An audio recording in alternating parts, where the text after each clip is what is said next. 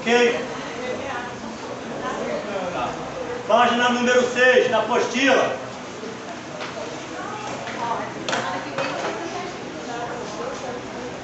Vamos entrar agora na temática de Jó. Página 6.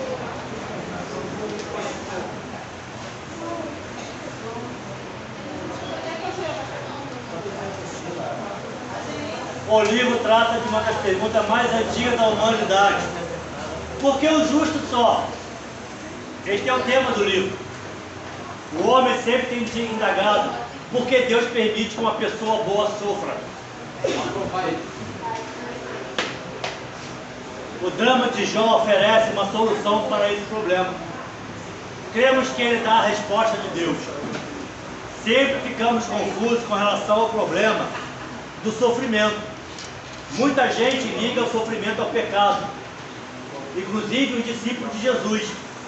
O livro de Jó dá uma razão inteiramente diferente para o seu sofrimento. Nesse caso, o sofrimento de Jó era uma honra diante de Deus. Deus, através do sofrimento de Jó, mostrava a Satanás a fidelidade de seu servo, apesar de tudo. A maneira como o livro explora os temas relacionados com o propósito de Deus no sofrimento humano é muito forte e esclarecedor. No prólogo, Deus escolhe Jó como um de seus servos mais fiéis e sofredores. Fazer uma pergunta aqui: em qual dos evangelhos da biografia de Cristo traz Jesus como servo sofredor e triunfante? Não achei ainda não. Qual os evangelhos? Marcos? Vou ter um filho assim um dia. Marcos, né? Nada fala que Jesus Cristo é aquele que veio para sofrer, mas que ele triunfa sobre o sofrimento, né? Amém. Então vamos lá. Veja a pergunta de Deus: tem visto meu servo Jó? Satanás acusa Jó diante de Deus de só lhe ser fiel por receber em troca bênçãos materiais. Satanás prediz que Jó abandonará Deus assim que perceber que não recebe mais bênçãos. Ainda bem que hoje em dia não tem mais isso, né? Na igreja. Ninguém abandona Deus porque não recebe bênção.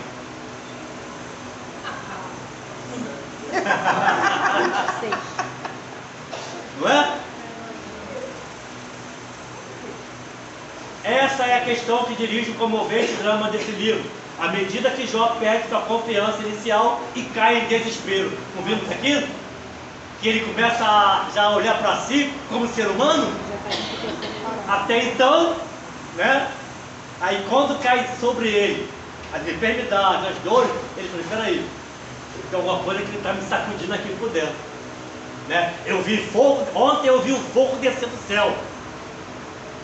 Matei 450 de Baal com a minha oração. Desceu, só o Senhor é Deus. Agora uma palavra de uma mulher demoníaca, eu me escondo numa caverna. Eu estou só.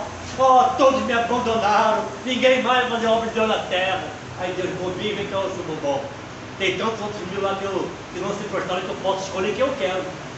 Não estou aqui porque eu preciso de você, não. Eu estou aqui porque eu quero te usar, só isso. Então, olha só, a escolha de Deus com Jó e a escolha de Deus com Elias.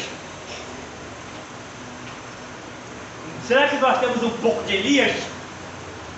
Ontem nós estávamos tão fervorosos, Ana, e hoje uma palavra você se desanima. Ser humano. Tenho tudo hoje e amanhã eu perco tudo. Continuo adorando?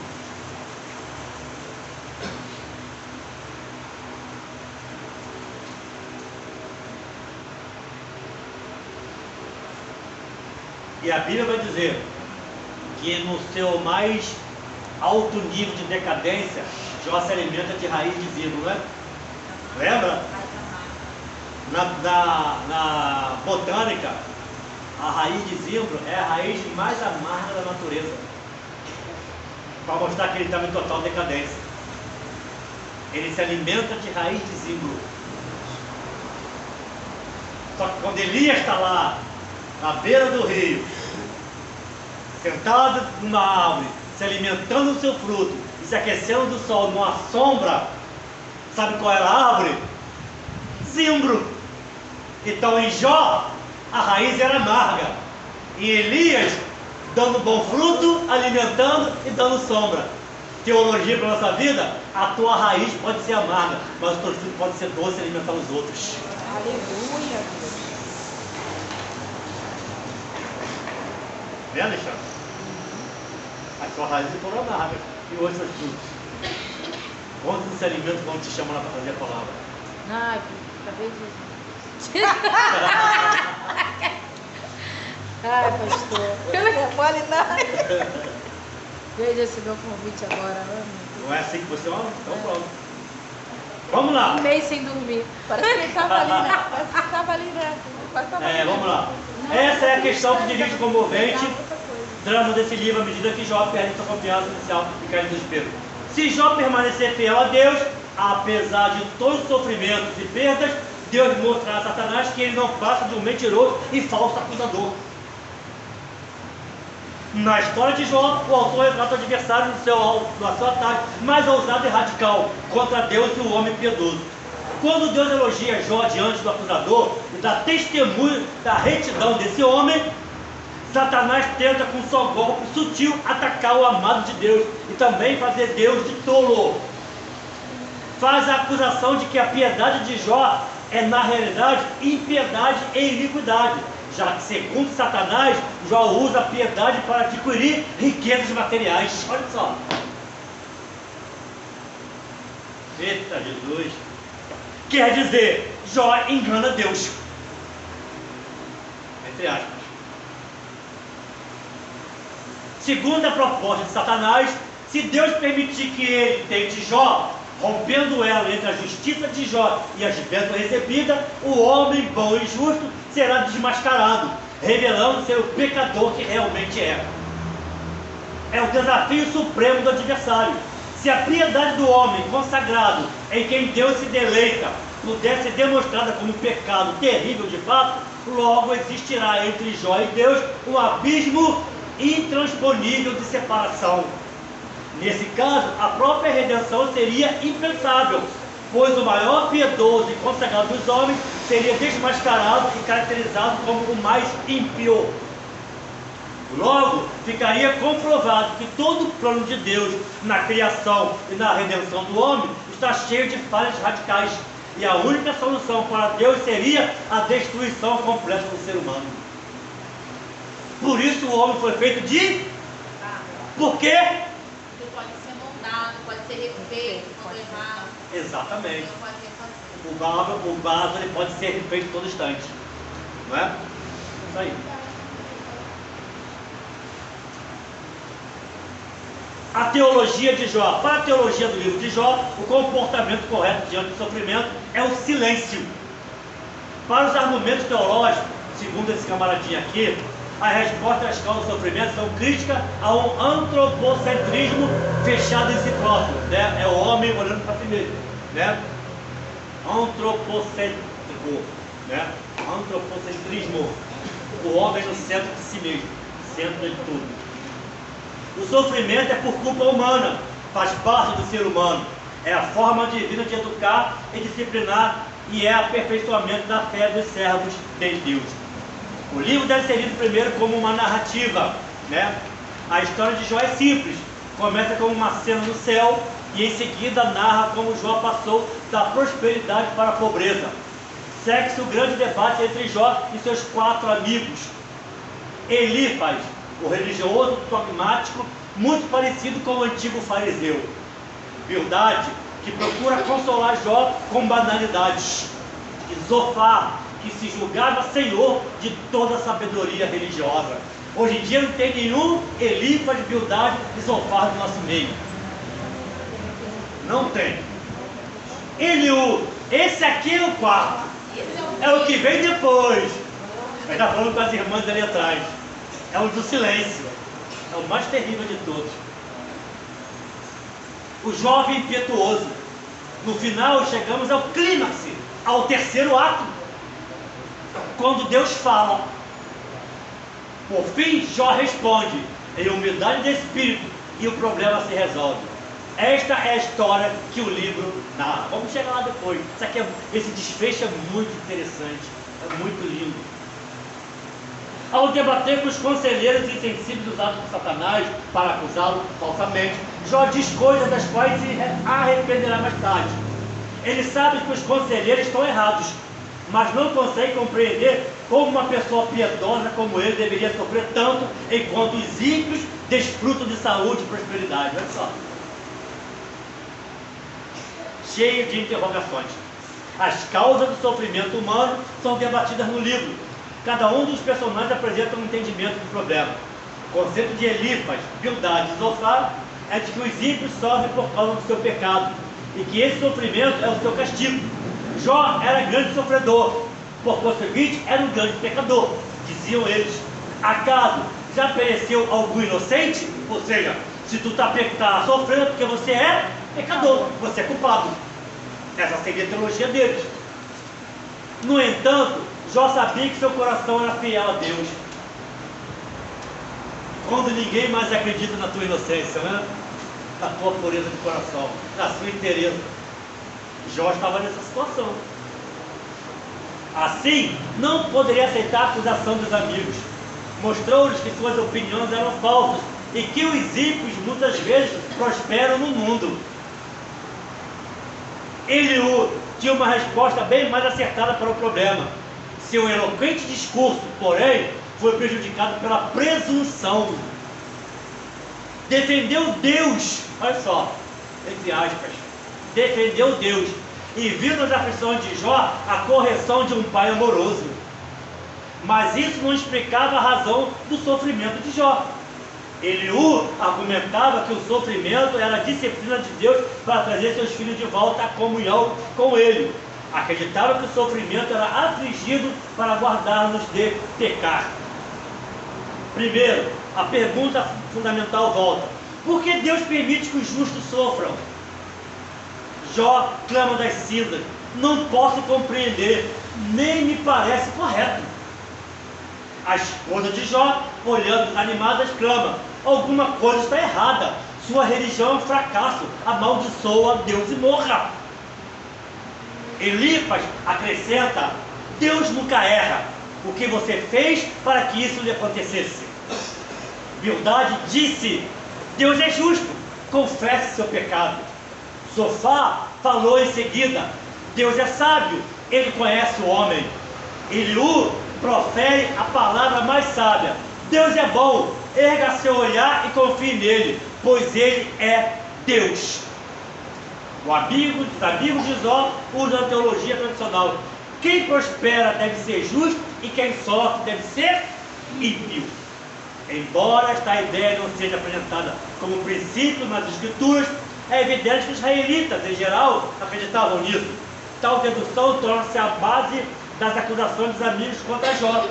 Se o princípio da retribuição é verdadeiro e se Deus é justo, Jó deve ser culpado de crime terrível. Mais detalhes sobre seus amigos estudaremos mais adiante. Vamos lá. Mas como Jó sustenta não ter feito nada para merecer o sofrimento, é forçado a desconfiar da justiça divina.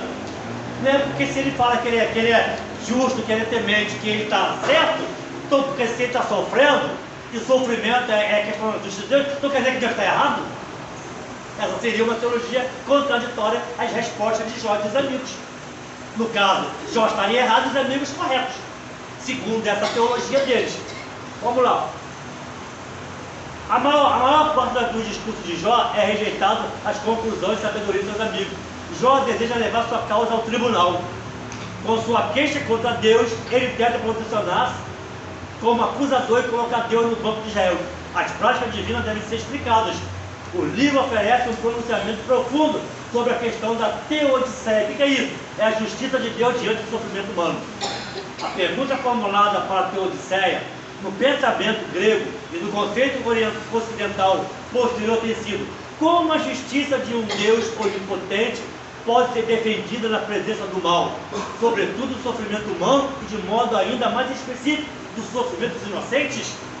Nessa formulação de pergunta são deixadas abertas três suposições possíveis. Primeiro, Deus não é onipotente. 2, Deus não é justo. 3, o homem talvez seja inocente. Segundo essa teologia aqui. Vamos lá. Só que o fato de Deus ser onipotente e justo é inquestionável, não é? É. Ok? Pronto, fechamos. E homem nenhum pode ser totalmente inocente diante de Deus, correto? Correto. Paulo não afirma isso aí lá em Romanos? Porque todos Pecado. destituídos, todos conhecem a estrada romana, né? Já deu, né? Romanos 3:23, Romanos 3:23 e Romanos 10:13, não é? Vamos lá. A lógica é simples, dos amigos de Jó, ditava a conclusão: o sofrimento de cada pessoa indica a medida de sua culpa aos olhos do Senhor. Para eles, essa conclusão parecia inquestionável e satisfatória. Eles tinham algo assim, era algo teórico. Eles não analisavam a pessoa de Deus e nem a pessoa com que você está sendo julgado. Nem Jó, nem Deus. Era algo assim, era conclusivo. Acabou.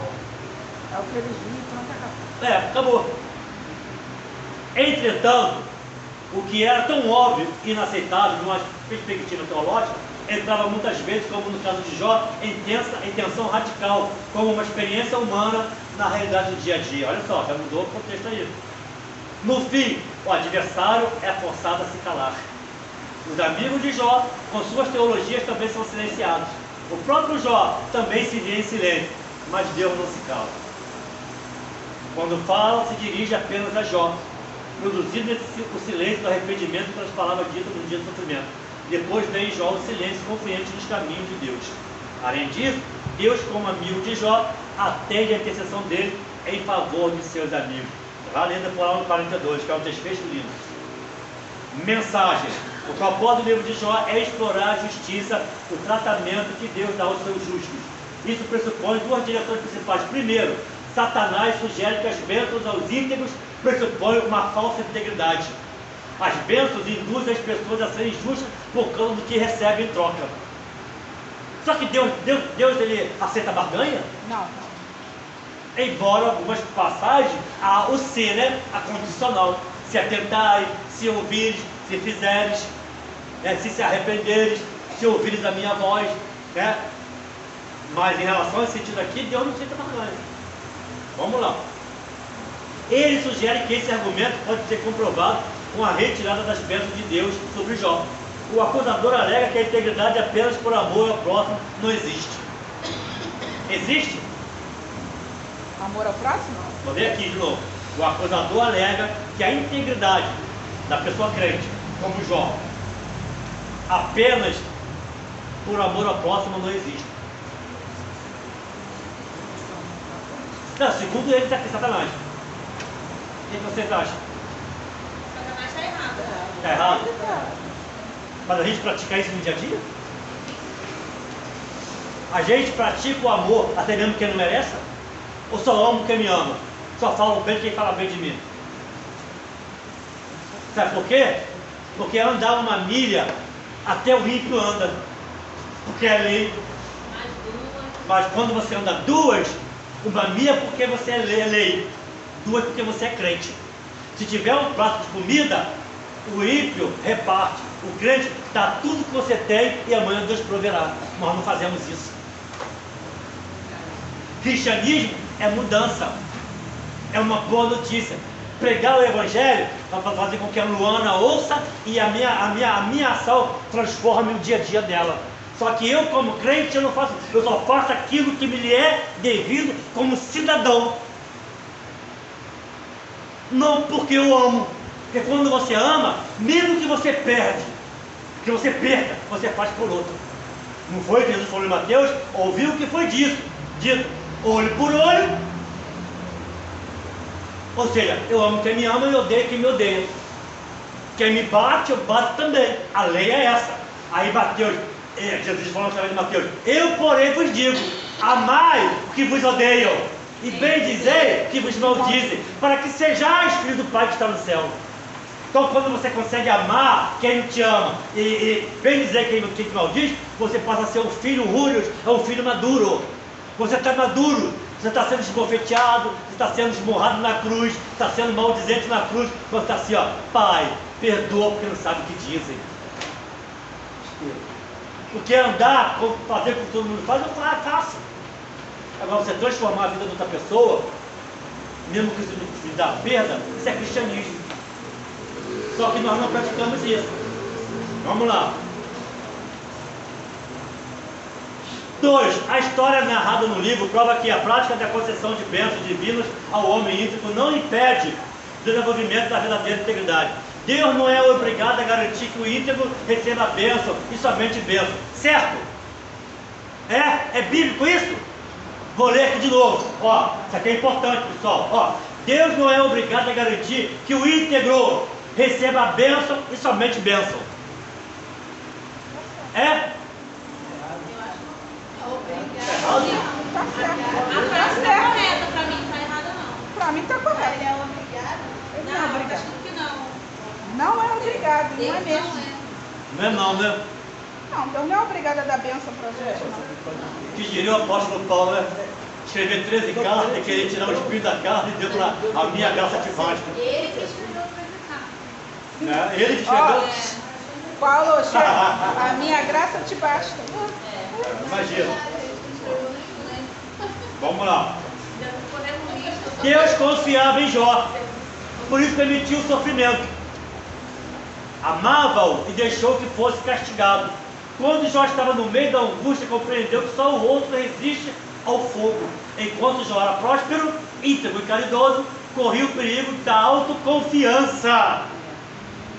E podia facilmente esquecer que só possuía essas coisas como mordomo de Deus. Olha só. Eu só tenho tudo isso porque eu sirvo a Deus. Deus só me dá porque eu sirvo. Eu só tenho porque eu sou servidor de Deus. Depois de todo o sofrimento, Jó estava pronto para conversar com Deus sobre seu relacionamento com Ele. Olha só que interessante. Antigamente eu conhecia de ouvir, agora eu conheço dele. Vamos lá. Deus perguntou para Jó: porventura compreender que foi todo-poderoso é sabedoria? 42. A sabedoria do homem para Deus é loucura. Jó respondeu: eis que sou vil. Que te responderia eu? A minha mão põe a boca. Nossa, que... Ai. Já falei besteira. Não devia ter falado isso, viu, Paulo? Deus continua a conversar com Jó, até que ele cai em si e diz: bem sei que tu podes, e que nenhum dos teus propósitos pode ser impedido. Quem é este que sem conhecimento encobre o conselho? Por isso relatei o que não entendia, coisas que para mim eram inescrutáveis, o que eu não entendia. Escuta-me, pois, e eu falarei. Eu te perguntarei, e tu me ensinarás. Com o ouvido dos meus ouvidos ouvi, mas agora te vê os meus olhos. Por isso me abomino e me arrependo no pó, na cinza. Ó, já faleci. Agora ele conheceu a Deus. No tudo, aparentemente sim, e no nada, ainda que a figueira não floresça. Lindo, né? Jó provou ser falsa a declaração de Satanás de que os filhos de Deus só os servem por motivos interesseiros. Agora o próprio Jó fala: bem sei que tudo podes, e nenhum dos seus planos podem ser frustrados. 42:2. Depois vem a grande confissão: eu te conhecia só de ouvir, mas agora os meus olhos veem. Por isso me arrependo no pó e na cinza. 42:5-6. Essa é a vitória da fé submissa. Quando nos curvamos à vontade de Deus, encontramos seu caminho, incline-se para vencer, curve-se para obedecer. Essa é a lição de Jó. Eita glória! Aí como é que eu vou terminar a minha prova? Vai pra casa. Que lindo, né, isso aqui, né? É uma pura poesia para a nossa vida. Nossa, como Jó nos ensina. Como Deus nos ensina através do livro de Jó. Agora começou a estudar agora. Aleluia, muito bom. Vamos lá. Já falamos aqui no capítulo 6, primeiro de 6, né? Os filhos de Jó, vamos pular isso aqui. Vamos lá para página 10, está lá em cima. A Bíblia diz que Satanás se transforma em anjo de luz para enganar e tentar. Certo? Lá em 2 Coríntios, né? Satanás podia trazer as rochas de saber do Deus para roubar os bois, instrumentos do caminho de Jó. Pode destruir as ovelhas por meio de raios, fazer o vento matar os filhos de Jó e até ferir Jó com chagas. Contudo, temos de saber que mesmo Satanás tendo grande poder, há limites impostos por Deus para ele. Apenas Deus tem o poder total, sem limites. Satanás só pode ir até onde Deus Permite. Quando a gente fala que Deus é onipotente, Onipotente. o que é isso aí? Já falei aqui. Ele detém todo o poder. Oh, glória a palminha para ler. Jó detém todo Jó. Deus detém. Todo poder. Tem detenção de tudo. Não é? Vamos lá. Jó e Jesus. Isso aqui é bom. O livro de Jó é definitivamente vinculado ao Novo Testamento, pois as perguntas e os problemas de Jó são respondidos perfeitamente em Cristo. Vamos lá. Primeiro quadrante aqui, assunto, referência em Jó. Segundo, como Jesus é a resposta. Alguém precisa nos ajudar a chegarmos a Deus. A resposta lá em 1 Timóteo 2,5. Existe vida após a morte? 14,14. João 11,25. Existe um que está no céu trabalhando a nosso favor. João 16,19. Está lá em Hebreus 9,24. Existe um que pode nos salvar do julgamento. Jó 19,25. Resposta, Hebreus 7, 24, 25. O que é importante nesta vida? Jó 2, 7 ao 15, 21, 7 ao 15. Resposta, Mateus 16, 26 e João 3, 16. Onde podemos encontrar Deus? Jó 23, 3 ao 5. Resposta, João 14, 9. Aí aqui está todo o esboço do livro de Jó, né? Que agora a gente vai falar sobre os discursos de cada um. Uma síntese, para a gente chegar lá no finalzinho do capítulo 42. Vamos lá. O discurso de Eliú. Repentinamente aparece um quinto personagem na história, além de Elifas, Bildade, Zofar e Jó. Como numa peça de teatro, Eliú fica o tempo todo sentado ao lado desses homens, e por ser mais jovem não pode falar. Há uma teologia de que, por ele ser o mais jovem, ele seria o último a falar pela cultura. Falavam sempre os mais velhos, e os mais jovens nunca falavam. Então aqui é o seguinte, ele ficou em silêncio o tempo todo, né? Os três primeiros lá, Elifas, Bildade e Zofar, argumentaram e acusaram e falaram. Era aquele teatro ali com Jó. Esse camaradinho aqui, Eliú, ele ficou quietinho no canto dele, esperando todo mundo falar para chegar a vez dele. Vamos lá.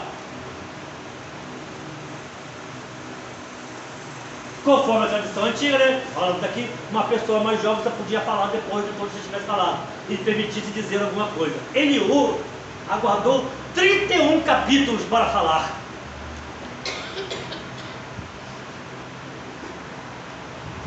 Eliú aguardou 31 capítulos para falar. Ele só foi ouvindo os 4 discursos discutirem sobre soberania divina, fidelidade de Deus, prosperidade dos ímpios, o destino dos justos e as razões do sofrimento de Jó. Tudo isso ele ouviu em silêncio. Elifas, Bildade, Zofar e Jó. E Eliú quietinho no canto dele, só ouvindo em silêncio. 31 capítulos se passaram e ele em silêncio total. Vamos conjecturar? Não deu um espirro sequer. Só preparando a maldade. É aquele que fica só na espreita. Só se preparando Ele para dar pegou um tudo que foi dialogado e juntou, fez ali uma apanhado. apanhada de tudo. Para chegar a minha vez. Ah, quando chegar a minha vez. Né? Vamos lá. Eliú não mais se conteve e fala sem dar trégua nos próximos 6 capítulos. Deixe que os mais velhos e sábios falem primeiro, diz Eliú. O jovem viu que já não havia resposta na boca daqueles 3 homens e se irritou com eles. Primeiro discurso de Eliú. Eliú se demora um longo tempo justificando o que irá falar. É uma técnica discursiva que ainda é usada nesses dias. Eliú introduz seu tema praticamente durante todo o capítulo 32. Só a partir do 33 ele responde a Jó. Uma riqueza que passa despercebida de muitos estudantes é que Eliú, nos versículos 14 e 33, quando mostra a maneira que Deus fala com os homens. Eliú diz que Deus fala de duas maneiras, mas o homem não atenta para isso. Deus fala com o homem em sonhos e visões. Quando adormece na cama, então lhe abre os ouvidos, ele sela a sua instrução. Depois, no versículo 17, ele diz: também no seu leito é castigado de dores, o que implica afirmar, pelo contexto, que a segunda maneira de Deus falar com o homem é pela dor ou pela enfermidade. Quantas pessoas dão testemunho de que Deus levou no leito de enfermidade para poder fazer de volta a adoração? Não é? No segundo discurso, capítulo 34, Eliú se tem por mais sábio que os outros três amigos de Jó, e insinua que Jó anda em companhia dos que praticam a iniquidade. Volta a condenar a Jó dos versículos 35 e 37, chamando do ignorante e rebelde. Mas o testemunho de Deus, reto, justo e temente, ele está contrariando a ótica de Deus com relação a Jó. Agora, para nós aqui, o que é mais importante? É aquilo que Deus diz sobre nós ou a outra pessoa? Diz sobre nós. Então, será que você está dando muito ouvido aos Eliús da vida?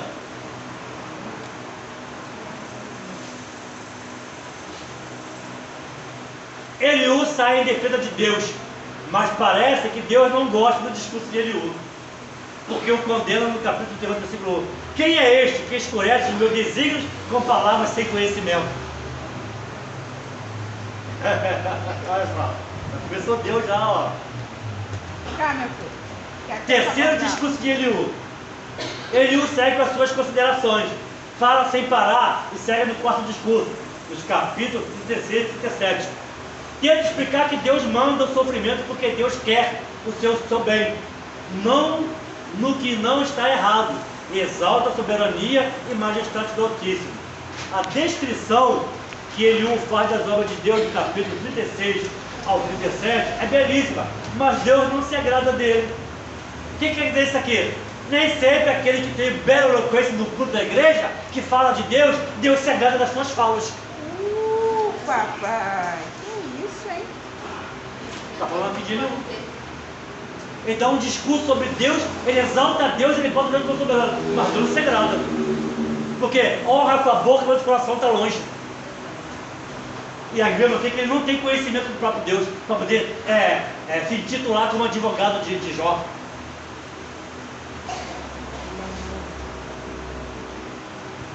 Deus entra em cena. Aqui que é legal. Coisa linda.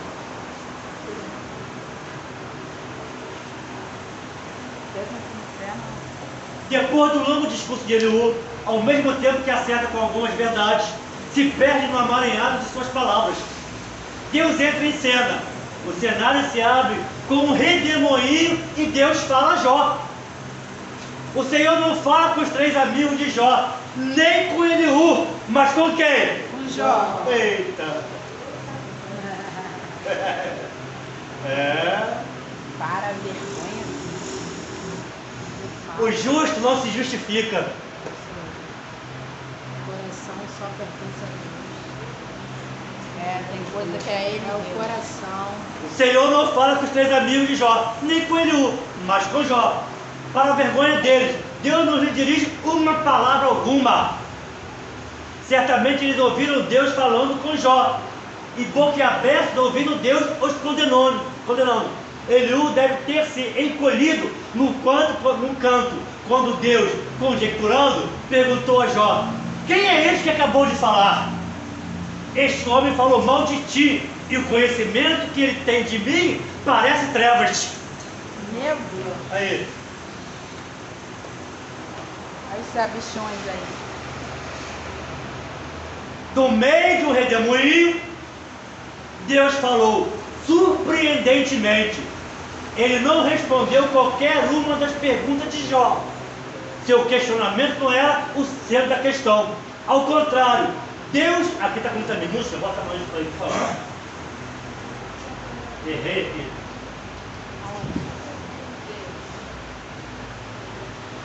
Perdão aí pelo erro. Deus usou a ignorância de Jó sobre a ordem natural da terra para revelar sua ignorância de ordem moral de Deus. Se Jó não entendia o trabalho da criação de Deus, como poderia compreender a mente e o caráter? Entenderam agora a resposta de Deus para Jó? Como Jó ia questionar sobre o caráter de Deus se ele não conhecia sobre a criação? Ou seja, primeiro, vamos estudar Gênesis, Deus criador do céu e da terra, para depois compreender a mente do Criador. É isso que Deus está dizendo aqui agora. Vamos lá. Não existe padrão ou critério maior que o próprio Deus, através do qual seja possível julgar. O próprio Deus é o padrão. Às vezes a mais linda e empolgante pregação agrada ao público, mas não a Deus.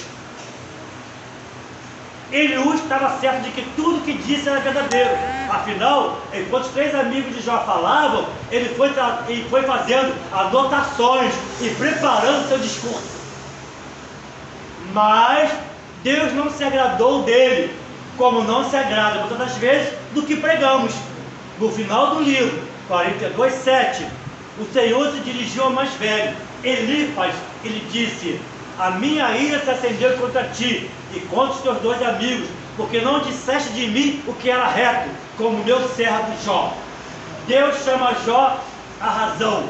Ele o leva ao princípio de tudo, ao começo da criação.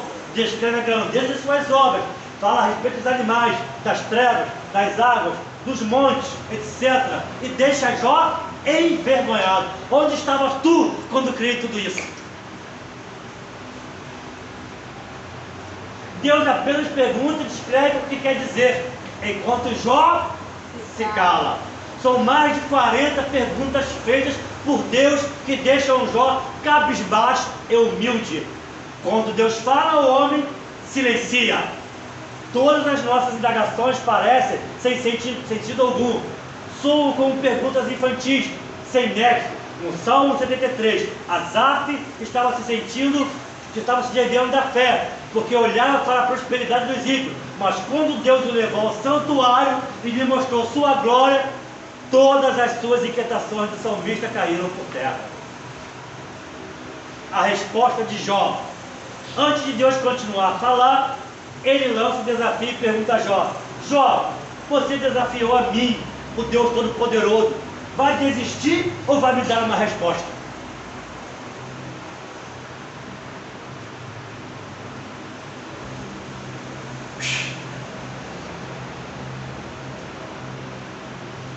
Quatro pessoas aqui na frente, por favor.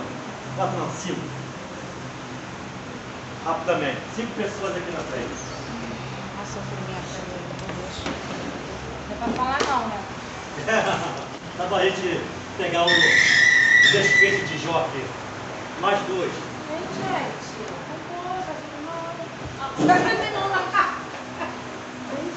Pronto, 5.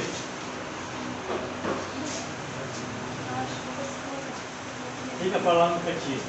Você é o... Não, é o Eliú. É o último, né? Você é Jó. Para não errar os nomes, vou ler aqui. Elifas, Bildade e Zofar. Eliú, que é o último, e Jó. Jó está aí sendo julgado pelos 3 amigos, pelos 4 amigos. Jó está sendo julgado pelos 3 amigos. E o 4 amigo não julgou ainda, ficou em silêncio. Né? E Jó estava ali. Deus só está ouvindo. Até então Deus não responde nada. Deus estava só contemplando o seu servo Jó na falácia dos amigos, entre aspas. Quando chega o último amigo, que fica 30 e tantos capítulos aí falar, e agora para falar todos tudo, que vai ser o mais ímpio de todos, o que Deus faz? Jó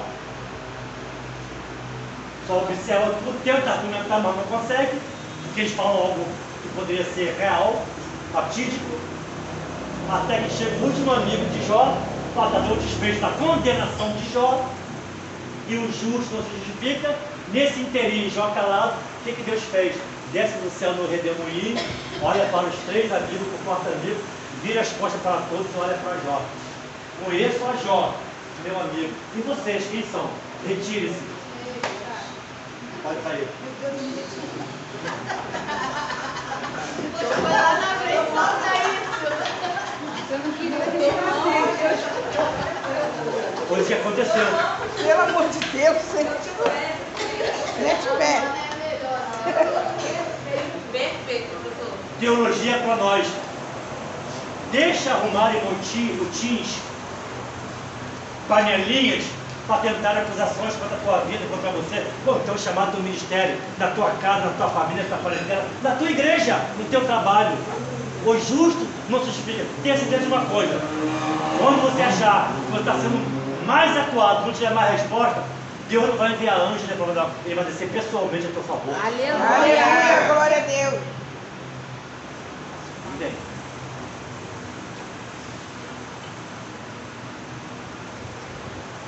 Acabou-se? Não, tá aqui 10 minutos. Fez assim? Fez assim, pastor? Esse é esse desfecho. O justo não se justifica. Onde eu parei? Eu parei?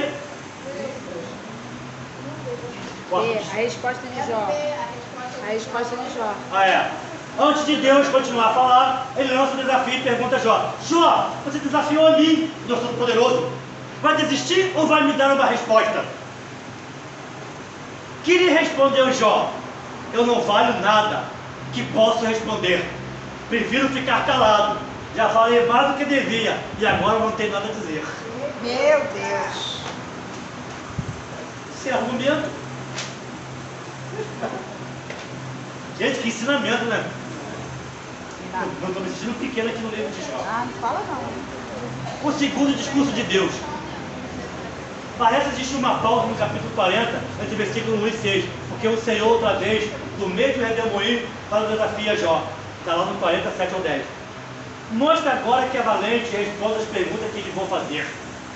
Será que você está querendo provar que sou injusto? Que sou culpado? E você é inocente? Será que a sua força pode ser comparada com a minha? Será que você pode trovejar com voz tão forte como eu? Se você pode, então vista-se de glória e grandeza e enfeite-se com majestade e esplendor. Meu Deus.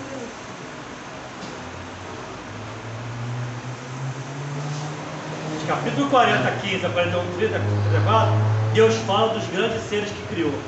O arrependimento e a confissão de Jó, 42, 1 ao 6. Não é preciso haver explicações, basta ler o texto e entender a profundidade das palavras de Jó a Deus. Aí Jó diz assim agora, olha o discurso dele: eu reconheço que para ti nada é impossível e que nenhum dos seus planos pode ser impedido. Tu me perguntaste como me atrevi a pôr em dúvida a tua sabedoria, visto que sou tão ignorante. É que falei de coisas que eu não compreendia, coisas que eram maravilhosas demais para mim e que eu não tinha, que eu não podia entender. Tu me mandaste escutar o que estavas dizendo e responder as tuas perguntas. Antes eu te conhecia só por ouvir falar, mas agora eu te vejo com meus próprios olhos. Por isso estou envergonhado de tudo que disse e me arrependo, sentado aqui no chão, num monte de cinzas. Parte da história final, o veredito de Deus. Deus chamou ao mais velho e ao líder Elifaz e defendeu Jó. Aquele que os 3 amigos condenaram, Deus justificou. E estes amigos, para serem justificados, dependeram agora de quem? Da intercessão de Jó. Olha só, aí quem o feitiço vira contra o feiticeiro, né? É legal isso aqui. Jó, que foi escorraçado, blasfemado, chamado de ignorante, de iníquo, pecador e transgressor, é agora defendido e justificado em tudo que falou pela boca do próprio Deus. Humildemente, Jó orou por eles e intercedeu a favor de seus amigos. Aqui, Jó se torna um tipo de Cristo, que perdoou os que justificaram e pediu que o Pai os perdoassem também. A restauração de Jó. Mudou o Senhor a sorte de Jó, quando este orava pelos seus amigos.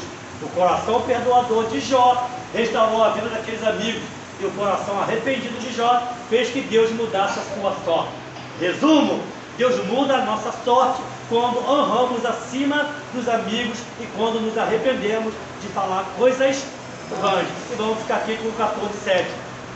A esperança para a alma.